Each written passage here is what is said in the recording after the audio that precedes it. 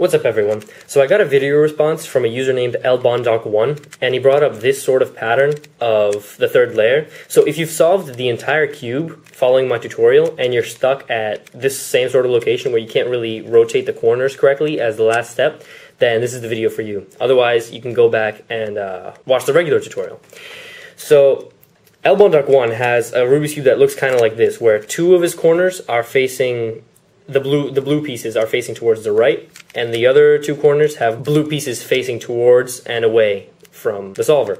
In his case, the cross is green, but the idea is the same. So two of the green dots are to the right, and the other two are towards and away from the cuber.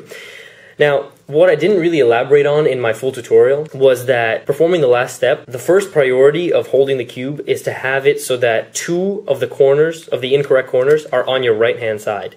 Now, in this case, as you can see clearly, any sort of orientation of the cube would have us have two incorrect pieces on our right-hand side. So, in this sort of situation, we want to make sure we hold it so that both of the third layer colors are facing to our right. So, in this case, we've got these two pieces where the two blue colors are facing towards the right, and we've got these two pieces where the two blue colors are facing towards and away from us. So in this case, the way we should hold the cube optimally is so that both of these colors, both of the third layer colors, both of the blue colors are facing towards the right.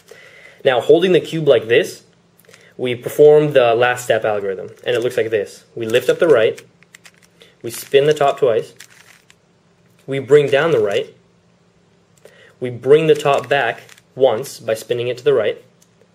We lift up the right, we place the green in, or the yellow, or whatever color you're solving with, and we bring it down. Now don't move the cube, don't turn it, don't do anything, keeping it in the same position. We lift up the left, we spin the top twice, we bring down the left, we bring the top back by spinning it once to the left, we lift up the left, we place the color in, and we bring it down. So now, as you can see, the two corners that we had facing to the right are now correct. And now we only have two corners misplaced. So again, our priority should be to hold these two corners on our right-hand side. And since there are no longer any corners where the third layer color is facing to the right, we might as well just hold it like this. So essentially, the rule is you want to try and hold it so that two of the incorrect pieces are on your right-hand side, and you want to try as much as possible to make sure that both of them have the same exact orientation.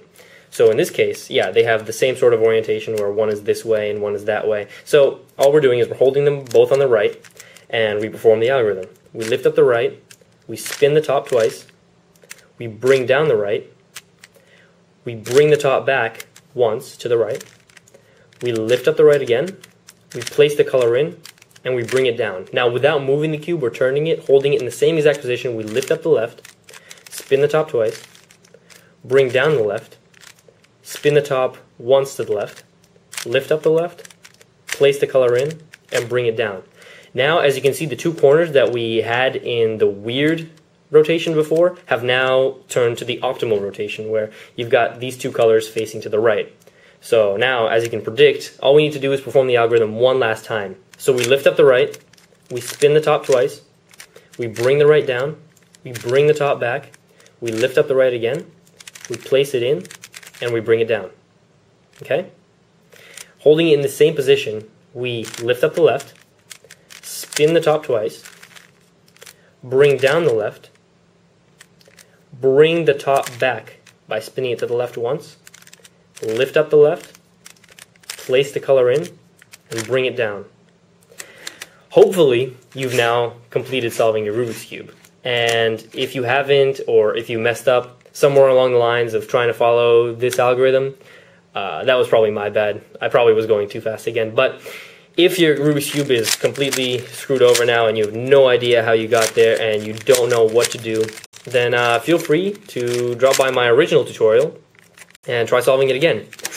Oh yeah, and I almost forgot. If you finally learn how to solve the cube and you can solve it pretty confidently each time without having to follow through my tutorial, feel free to click on this cube to go and check out some pretty sweet patterns with the Rubik's Cube, kind of like this flower pattern. Or maybe like this checkerboard pattern. So yeah, feel free to click the cube and check out some patterns as well.